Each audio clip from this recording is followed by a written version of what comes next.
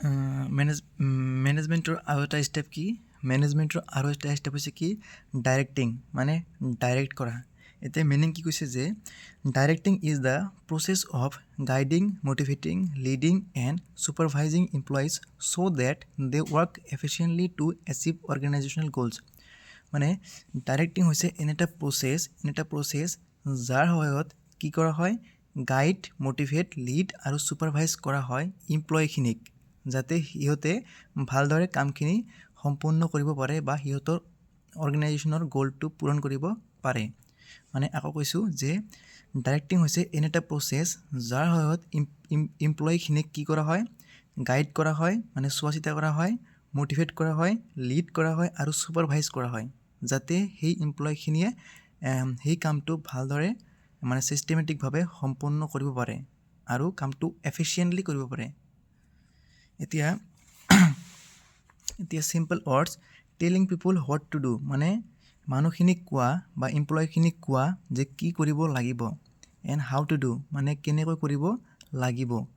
And মটিভেটিং them, আৰু সিহঁতক কি কৰিব লাগিব? এনি টাইম মটিভেট কৰিব লাগিব, এনকাৰেজ কৰিব লাগিব কামটো কৰাৰ কাৰণে। ডিমটিভেট কৰিব নালাগে, মানে ডিমটিভেট কৰিব নালাগে কাম কৰাৰ সময়ত। মানে এনি টাইম মানে গালি গালাজ দিব নালাগে, কামখিনি ভালদৰে বুজাই দিব লাগে। তাৰপিছত এতে এলিমেণ্টছ কি আছে?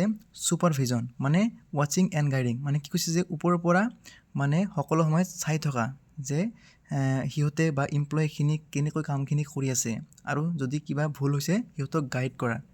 তাৰপিছত মটিভেশ্যন, আৰু সিহঁতক কি কৰিব লাগিব?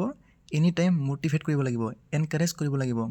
ভাল কৰিলে তাৰিফ কৰিব লাগিব আৰু বেয়া কৰিলে সিহঁতক বুজাই দিব লাগিব যে এইখিনি কাম এনেকৈ কৰিবা। তাৰপিছত লিডাৰশ্বিপ, আৰু মেনেজাৰ এজন এনেকুৱা হ'ব লাগিব যাতে সি এমপ্লয়ীখিনিক সহজে ইনফ্লুৱেঞ্চ কৰিব পাৰে কামটো সম্পূৰ্ণ কৰাৰ কাৰণে। তাৰপিছত কি? কমিউনিকেশ্যন, মানে মেনেজাৰ এজনৰ কি মানে দায়িত্ব থাকে? যে ক্লিয়াৰ ইনষ্ট্ৰাকশ্যন এণ্ড ইনফৰ্মেশ্যন, মানে সিহঁতক মানে ক্লিয়াৰ ইনষ্ট্ৰাকশ্যন দিব লাগিব যে এইখিনি কাম কৰিবা বা এনেকৈ কৰিবা, এইখিনি বস্তু ইউজ কৰিবা, মেচিনটো এনেকৈ চলাবা, আৰু সিহঁতক প্ৰপাৰ ইনফৰ্মেশ্যন দিব লাগিব বা সিহঁতৰ পৰা প্ৰপাৰ ইনফৰ্মেশ্যন ল'বও লাগিব যে কামখিনি কেনেকৈ হৈ আছে। এতিয়া ইম্পৰ্টেঞ্চ কি? এফিচিয়েঞ্চি, যদি কামখিনি মানে ভালকৈ মানে গাইড কৰা হয় বা এমপ্লয়ীখিনি যদি ভালকৈ গাইড কৰা হয়, মটিভেট কৰা হয়, তেতিয়া কি হ'ব? এফিচিয়েণ্ট হ'ব, কামখিনি এফিচিয়েণ্ট হ'ব, মানে কম খৰচত কামখিনি ভালদৰে হ'ব। আৰু কি হ'ব? ডিচিপ্লিন, মানে যদি বস্তুখিনি বা মেনেজাৰ এজনে বা হেড অফিচাৰ এজনে যদি এমপ্লয়ীখিনিক ভালদৰে মানে গাইড কৰি ৰাখিব পাৰে, কি হ'ব? সিহঁত ডিচিপ্লিন মতে কামটো হ'ব বা ডিচিপ্লিন হ'ব।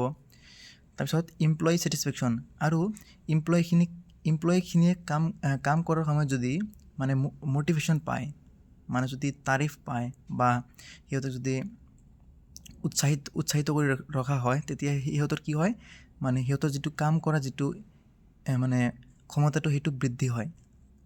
তাৰপিছত কাৰণ এমপ্লয়ী এজনে কি মেণ্টেলিও মানে ছাপৰ্ট বিচাৰে কাম কৰাৰ সময়ত। তাৰপিছত কোঅৰ্ডিনেশ্যন, আৰু যদি মেনেজাৰ এজনে বা হেড এমপ্লয়ী এজনে যদি তাৰ তলৰ যিখিনি এমপ্লয়ী আছে বা কৰ্মচাৰী আছে সিহঁতক যদি ভালদৰে সমন্বয় মতে ৰাখে, সিহঁতৰ মাজত কি হয়? সমন্বয় সৃষ্টি হয়। যদি ডিচিপ্লিন মতে ৰাখে বা নিয়ম কানুন মতে মানে গাইড কৰি ৰাখে, তেতিয়া কি হ'ব? সিহঁতৰ মাজত কোঅৰ্ডিনেশ্যনটো ভাল হ'ব।